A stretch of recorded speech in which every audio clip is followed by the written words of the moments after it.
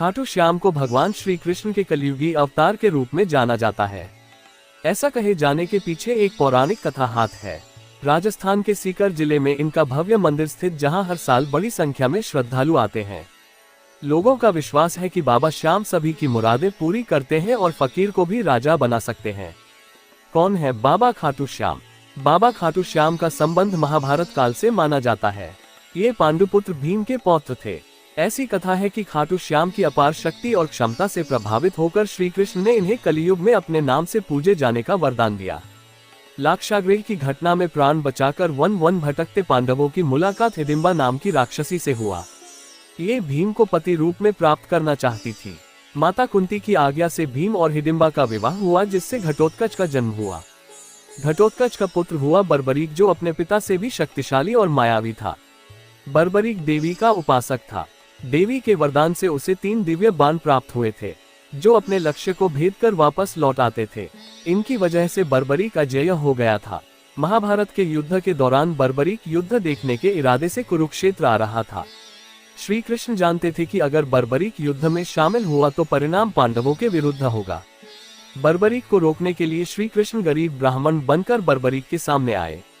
अनजान बनते हुए श्री कृष्ण ने बर्बरीक से पूछा कि तुम कौन हो और कुरुक्षेत्र क्यों जा रहे हो। जवाब में बर्बरीक ने बताया कि वह एक दानी योद्धा है, जो अपने एक बाण से ही महाभारत युद्ध का निर्णय कर सकता है। श्री कृष्ण ने उसकी परीक्षा लेनी चाहिए, तो उसने एक बाण चलाया, जिससे पीपल के पेड़ के सारे पत्तों में छेद हो गया। एक पत्ता श्री कृष्ण के पैर के नीचे था, इसलिए बाण पैर के ऊपर ठहर गया। श्री कृष्ण बर्बरीक की क्षमता से हैरान थे और किसी भी तरह से उसे युद्ध में भाग लेने से रोकना चाहते थे। इसके लिए श्री कृष्ण ने बर्बरीक से कहा कि तुम तो बड़े पराक्रमी हो, मुझ गरीब को कुछ दान नहीं दोगे। बर्बरीक ने जब दान मांगने के लिए कहा तो श्री कृष्ण ने बर्बरीक से उसका शीश मांग लिया। बर्बरीक समझ गया कि यह ब्राह्मण नहीं कोई और है, और वास्तविक परिचय देने के लिए कहा। श्री कृष्ण ने अपना वास्तविक परिचय दिया तो बर्बरीक ने खुशी खुशी शीश दान देना स्वीकार कर लिया।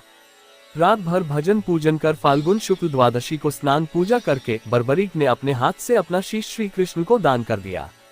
शीश दान से पहले बर्बरीक ने श्री कृष्ण से युद्ध देखने की इच्छा जताई थी, इसलिए श्री कृष्ण ने बर्बरीक के कटे शीश को युद्ध अवलोकन के लिए एक ऊंचे स्थान पर स्थापित कर दिया। युद्ध में विजय श्री प्राप्त होने पर पांडव विजय का श्रेय लेने हेतु वाद विवाद कर रहे थे।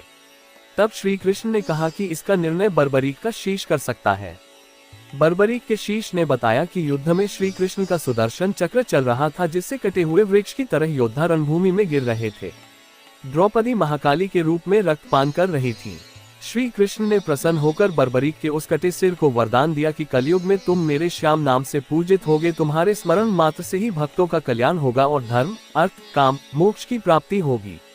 स्वप्न दर्शनोपरांत बाबा श्याम खाटू धाम में स्थित श्याम कुंड से प्रकट हुए थे।